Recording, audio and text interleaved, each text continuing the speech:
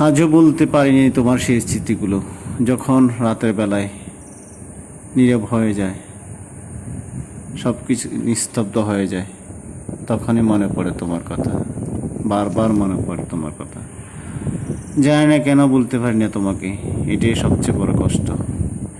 নীরব রাতে অন্ধকারে খুঁজি তোরে বুক জুড়ে, আয় ফিরে আয় হৃদয়ের দুয়ার খুলে ডাকি তোরে, বুকের খাঁচায় যতন করে রেখেছিলাম তোরে, সেই খাঁচাটা ভেঙে চুরে চলে গেলি দূরে।